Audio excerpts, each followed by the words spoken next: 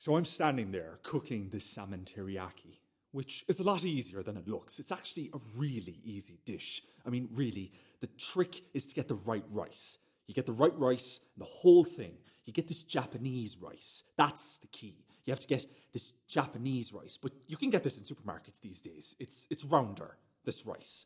Tesco's, or they use it in sushi, or Sainsbury's probably. And the shape is, I think the texture is, you know the difference immediately.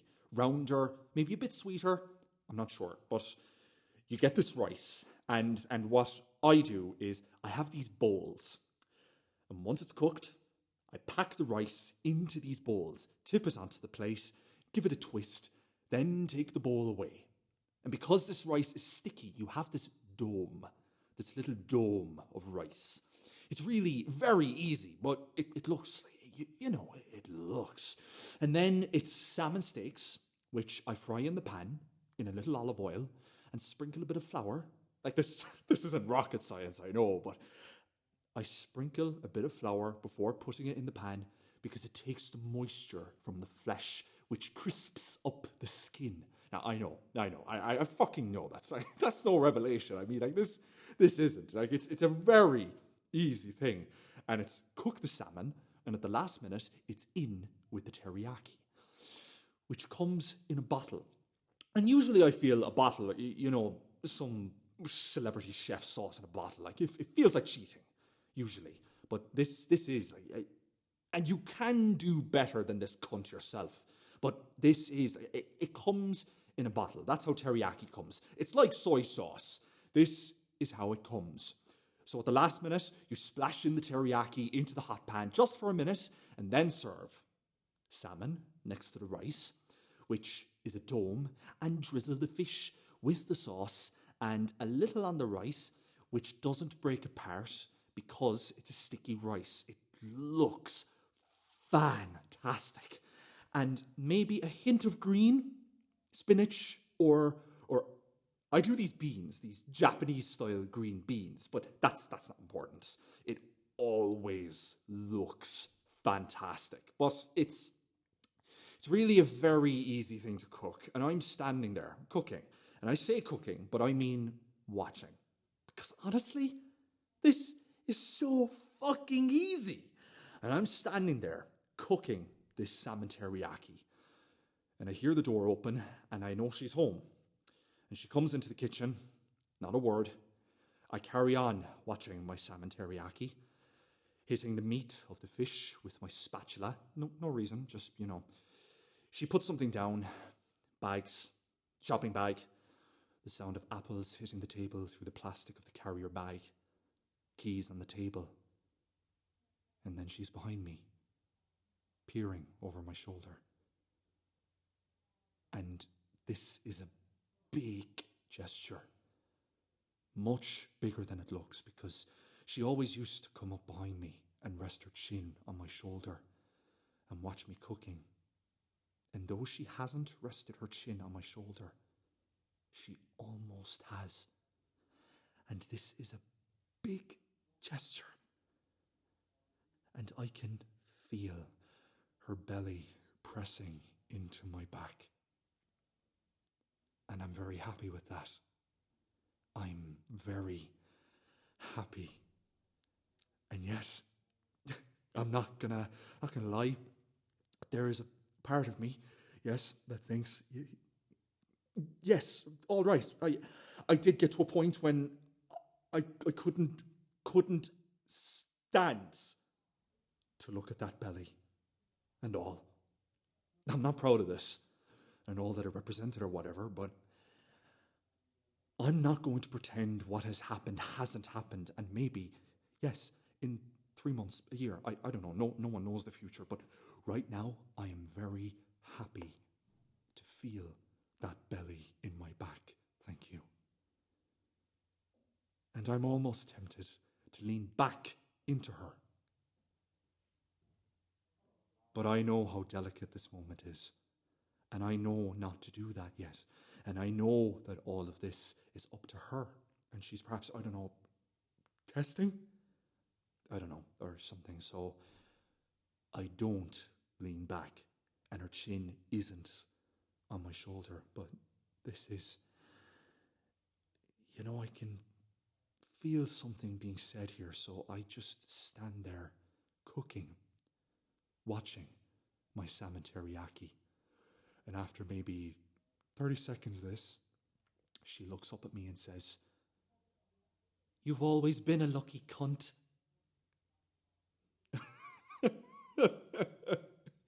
And I have to laugh because it's true.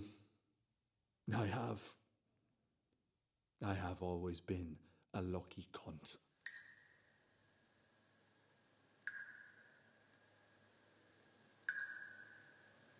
So I'm standing at this bus stop, and my feet are in concrete. They're made of lead, ice, all around me. High street is flowing. Buses coming and going, and I can't move. Don't get on them. People washing around me, flowing around me, and I have no idea how long I'm there because things outside seem speeded up, but things inside are moving slower than continents. And I'm terrified to the core of my body because I can feel the concrete creeping up my legs.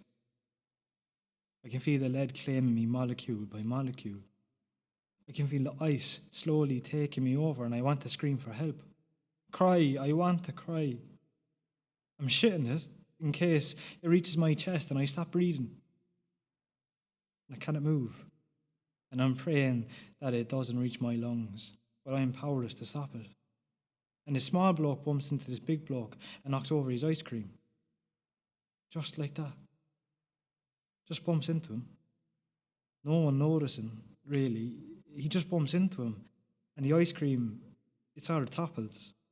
It topples into the gutter and splats. Comic, really. This big bloke's ice cream toppling off into the dirt. And this big bloke who's with his girlfriend, and she seems very nice. This big bloke turns to the little bloke, and he's smiling, the big bloke, but you can tell he's gutted. I mean, you are, aren't you? Something like that happens. You're gutted. And he's saying that the little bloke has to get him another. And the little bloke is saying no, because the bloke wasn't watching where he was going, which is fair enough, because I saw this. And the big bloke who's gutted is screaming at the little bloke, shoving him, and the little bloke is standing his ground. But you can tell he's not up for this.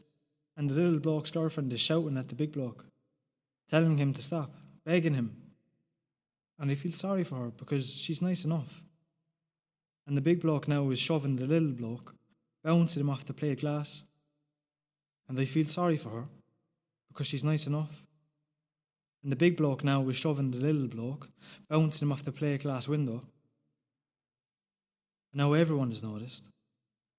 And the entire street has stopped. And the girlfriend and the big bloke started a massive row. And the little bloke sees this as his chance to get out of there. He just walks away. He hasn't bargained for this. He's on his way to work. Meet some friends or something. A coffee, a drink, I don't know. And this big bloke notices that he's gone. And he's chasing after him. And suddenly I'm behind him. I'm behind this big bloke because there's a panic in my guts. And it's broad daylight. But I've seen the look in the big bloke's eyes and it's pure fire. Pure fury. And he reaches the little bloke who doesn't know he's there. And he runs up behind him and shoves him with all his might. And again, this is comic really because it's like he's in the playground. And this little bloke who doesn't know he's there goes flying into the concrete post. The side of his head straight onto the edge. And what is more shocking is the noise. It's this crack. Like you'd hit that concrete with a hammer. And he's on the floor. And there's blood pouring, pumping out of this gash just above his temple. And he's grey. He is suddenly the colour of the concrete.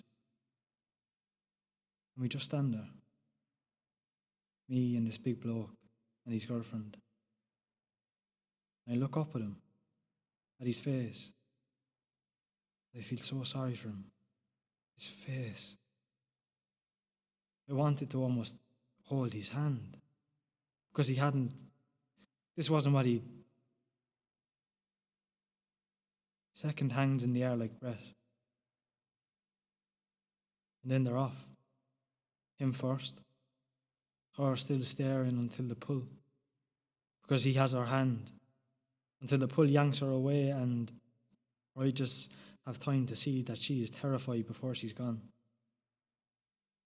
Terrified of that grey face pumping blood. Terrified of that sound. That crack. And I'm on my knees. And I'm sitting him upright because somewhere in the back of my mind I remember that if he bleeds into his brain he'll go into a coma. And I don't know how I know that, but I do. And he's coming round and he's trying to get up. And I get him to stay where he is. And I'm trying not to let him see the shade of grey he's becoming. That's reflected in my face. And I keep talking to him while the ambulance is on its way. And I've got no idea at all what I said. Can't remember. But I do remember that after a while, he's began to realise that he does need an ambulance after all. Because at first, he just wants to get up and go to work. But now he's realised, and he's sitting quietly, and I'm talking away to him, and I've got no idea what I said. And he thanks me. He's thanking me. And I'm thinking, what are you doing? Thanking me. Me. Do you know what I am? But he's still thanking me. He's thanking me. And I want to cry. I want to cry my eyes out like a little baby and hug this grey man, draw the blood, because he's sitting there with a cracked open head and he's thanking me. But I know that I don't deserve to even touch, to even think about touching this man's blood. And I'm in the ambulance with him, and I'm holding his hand, and he's got an oxygen mask on. And I explained to them that I shouldn't be there, that I am nothing. I was just around. And they smile and say, keep hold of his hand. And I do. And I think that my heart is breaking into two distinct pieces. I think that it is cracking. And I think that it is emptying of blood, and that I might die in this ambulance because of an emptied heart. And I look at my feet, and there's no concrete. And I just hold his hand. I just hold his hand.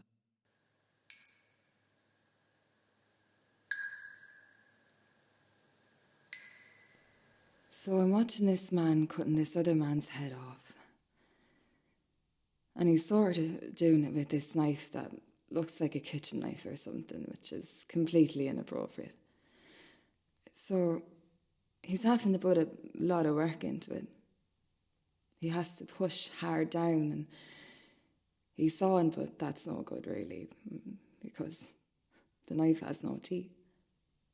And he's pulling the head back and sawing with the knife and sort of twists it every so often, and it's taking ages. And I'm sitting here eating chicken kebab with peas, potatoes and gravy. And it tastes pretty bad because, it's one of those ready meals. And I'm eating it off my lap because I'm in my bedroom, I'm at my computer, watching this man cutting this man's head off, and this is the 5th time I've watched it because I feel like I'm close to understanding something. And the potatoes are stuck together, and I hate that. And then the TV's on in the background, and there's this interview. It's this documentary I recorded, and they're interviewing these American soldiers, and the chicken it's sort of like reconstituted, so it's a bit spongy, which makes me feel a bit queasy. And I burn my tongue on the butter, which is really hot.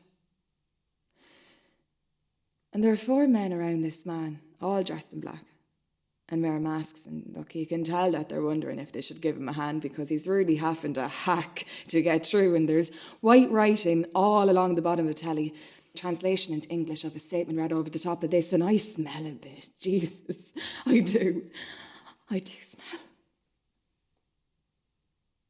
Because I haven't had a wash in a few days. In fact, I haven't even been out in a few days, but I'm close to something.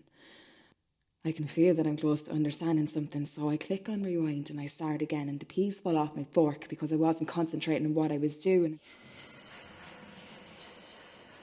I sort of wondered, like, absently, while it's rewinding, because this is streaming and you have to wait, but if this isn't wrong, and if I'm not using all of this as entertainment, which would be sick. But I don't think I am, because I feel like I'm close to understanding something.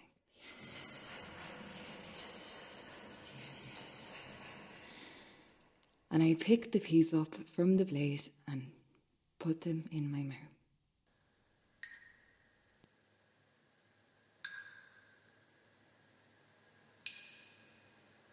And yes, all right, I admit it. I serve with a slight flourish. A flourish, all right? Because I have decided to serve it with these beans.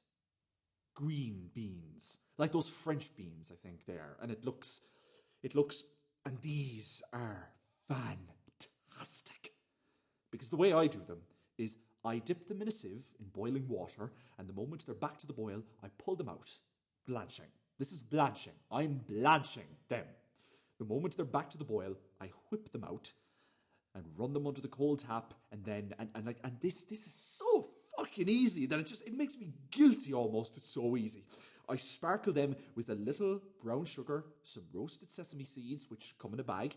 I mean, they come in a fucking bag. I mean, like, it's not as if I'm sitting here roasting them myself. And a little bit of Cajun spice. And the Japanese use something else, which I don't know what the fuck it is, so I always use Cajun spice, which means with the spice and the sugar and the sesame seeds, these beans are sweet and spicy and crunchy. So you have the pink of the salmon, the green of the beans, looks fucking like the rice in a little dome, and the teriyaki drizzled. And so yes, there is a bit of a flourish when I lay these plates down, and the look on her face, it's only slight, but she's impressed. And I know it's all worth it. And we sit down to eat. Chopsticks. We eat with chopsticks, because why the fuck not?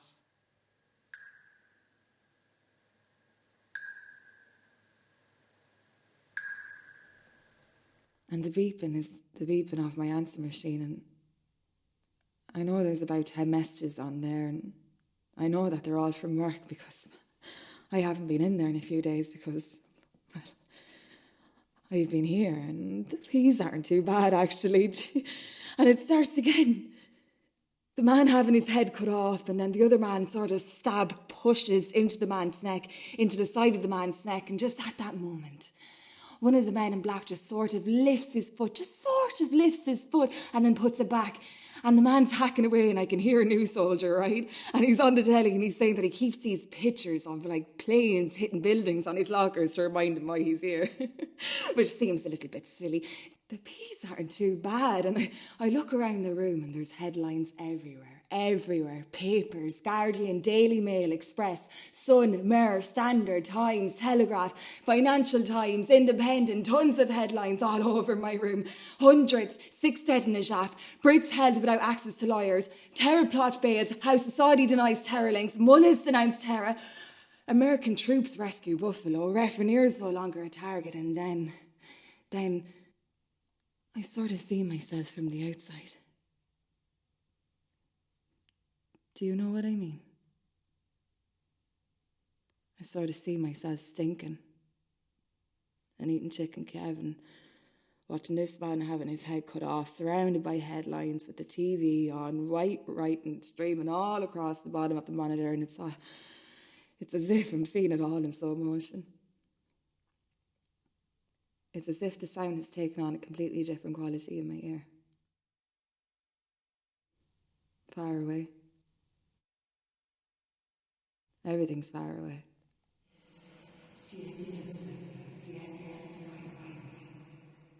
And I turned my head to the computer, because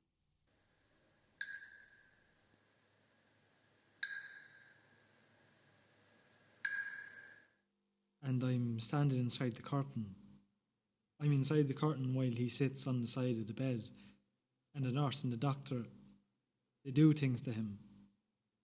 He's so grey, and I'm thinking any minute now they're going to tell me to get out. But they don't.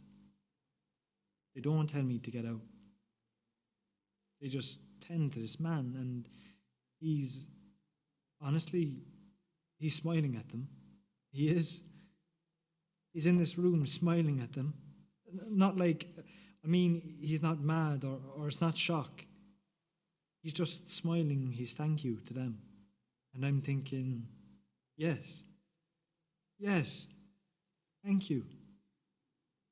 And I want to say, thank you. This is what you do. This beautiful thing is what you do. And I didn't even know this was happening. I didn't even know that this was here. But I don't say anything because I don't even know this man. And I am here on the inside of the curtain, and they know I'm there. Did you see? They're moving around me, knowing I'm there and getting on with their work. And they're not asking me to leave. You see?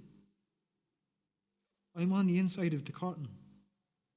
And this man with the blood all over his clothes, he's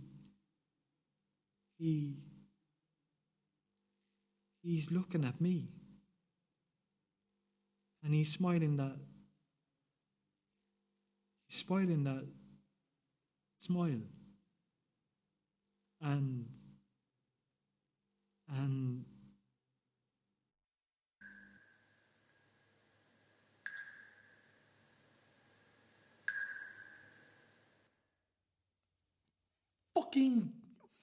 fucking easy.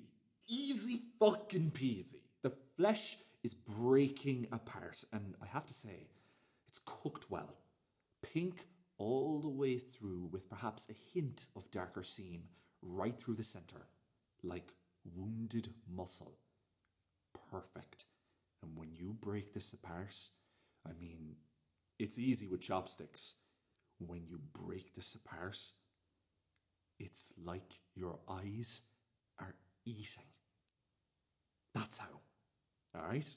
That sounds stupid, but it's like you've tasted with your eyes. And she's impressed. I know she's impressed. She's trying to be all nonchalant. Miss fucking nonchalant. But I know. I can see. And I'm not even, because this is, it's such an easy dish. And she's lifting. And this is it. She's lifting a piece of salmon with her chopsticks. And she's not very... I've always been deft with the old chopsticks, but she's not. And it's almost to her mouth. It's with the mouth, her lips pursing, reaching out as if she's going to kiss almost. And it drops. It drops with this splat onto her plate. And she's left there looking like she's going to kiss her chopsticks. And her face is a picture. And suddenly I'm laughing because this is funny. You should see this. This is funny. And she looks at me like all sort of hurt. Not really, but like a child who's dropped her sandwich in a puddle. That second, when they're almost deciding whether to cry or not, and it just makes me laugh harder. And there's a slight pause, and then she starts laughing.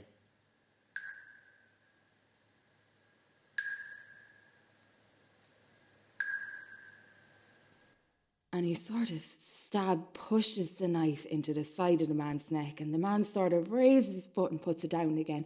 And then I rewind, and the same thing happens, and I rewind, and the same thing happens, and I swing my head to the TV because suddenly it's coming from outside of me. It's a soldier and he's just said it. He's just fucking said it. The end justify the means. I'm telling you. He's just said it. And I realised just very slowly that I heard someone saying it earlier or something, a politician, or maybe that's why it's running through my mind because of that. And then I turned back and the man, no, and I'm very close. I'm very, very close. And we're laughing.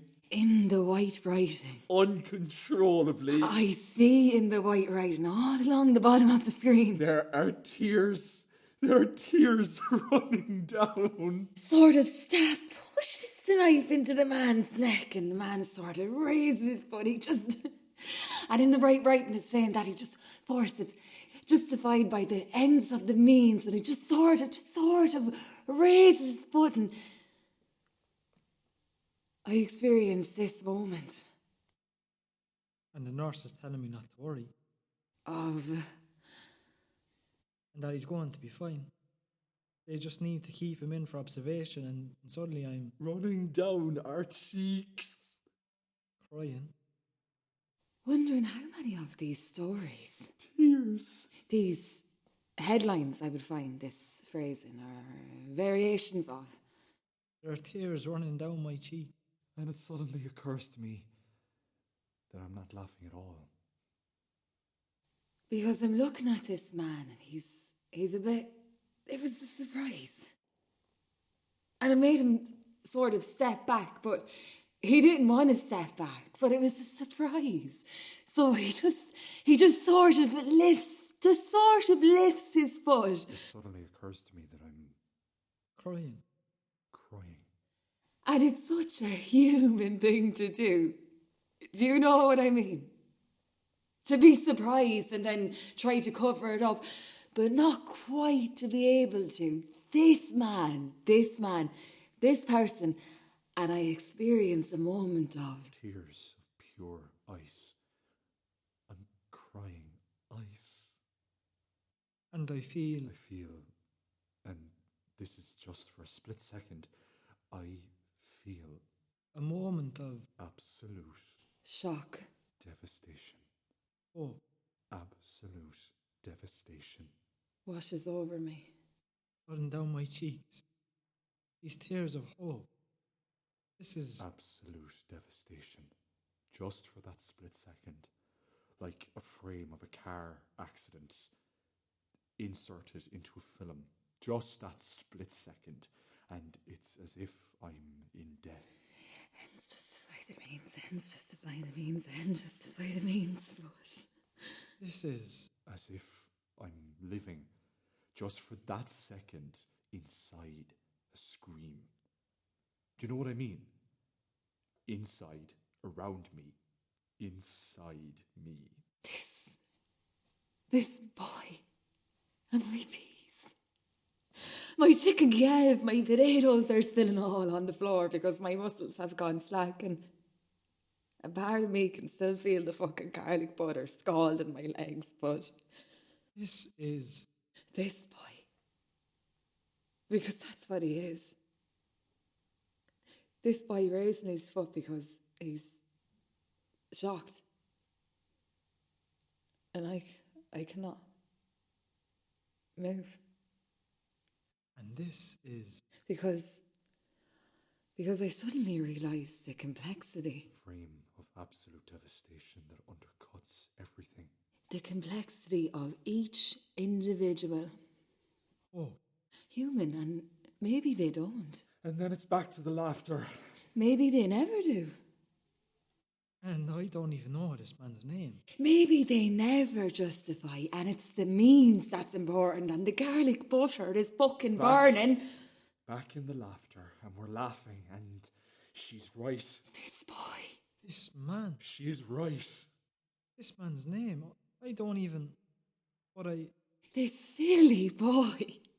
I am a lucky cunt.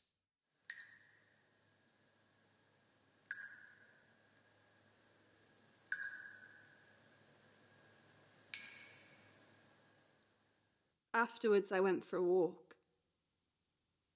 Didn't want to go home. him sitting there talking bollocks. I walked for miles. I wasn't scared, I just walked and walked and walked. And I could feel the night around me brushing my skin. It felt like it was brushing my skin. And all that's going through my mind, for some reason, is this thing my dad used to say when I was a kid. And for some reason, I remember this. And this is from before he was a cunt, when he was a man, a real big man. He used to say that the reason that the Soviet bloc fell was because in 1989, there was a global nuclear war that killed every single man, woman, and child on this planet. But it was such a massive shock that we didn't realize we were dead, so we just carried on with our lives. That's why everything's so shit. Imagine saying that to a little girl. But I loved it. I thought it was so clever. And now, walking through this night, it's the only thing going around my head. Again and again and again. We're all dead. We're all dead. We're all dead. And I'm in this park, and I don't even remember getting in. I mean, I must have climbed over a wall or a gate, and they're big walls as well, but this park is huge. There's like whole hills in it, and woods and all sorts, and I'm just wandering around this park 2, 3 o'clock in the morning. I don't know. And everything's old in here. And at the top of this hill, there's these old buildings. And you know that in the day, those buildings are open. And this is an important park. And in the day, those buildings are open to the public. And it's tourists and stuff. But right now, it's just me. Me and the park. And I sit down. But the place I sit is no good because I've got a view of the buildings on the hill, so I move. I carry on walking until I find somewhere else, but that's no good because I can see the gate, so I move. And find somewhere else, but that's no good because there's a view of Canary Wharf, so I move. But that's no good because I can see some shops on the high street, so I move. And that's no good because I can see the wall of the park, so I move. But that's no good because there's this office block and flats, so I move. That's fine. That's fine. I can see no trace of civilization whatsoever. And I just sit there. And I begin to think of it. But I begin to think of it as a real possibility. And I'm thinking about how I could build a shelter here. And during the day, I could hide out here. And at night, I could wander around the park. And I'm thinking I could catch squirrels or something. But I mean, this is such a strong feeling. I mean, this feels like a real possibility. And I feel all right. And the sun is coming up. And I realize that from where I'm sitting, I can see people after all. Now there's light. Through the trees, I can just, shops, the back of these shops and some parked cars. And it's the city. But now I feel all right. I feel good now. I feel like maybe we're not dead after all. And this is going to sound silly, all right? But because of how I'm feeling now, I pour my love into the city to help. I try to help like it's a liquid.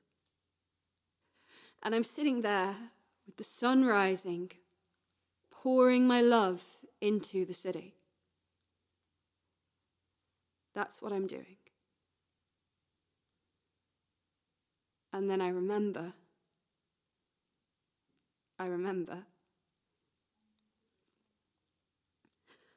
I always used to think there was grown-ups somewhere. Do you know what I mean, though? Someone in charge, running the show, who knows what's best. I always thought there was grown-ups. Now I know there are no grown-ups. There's just us.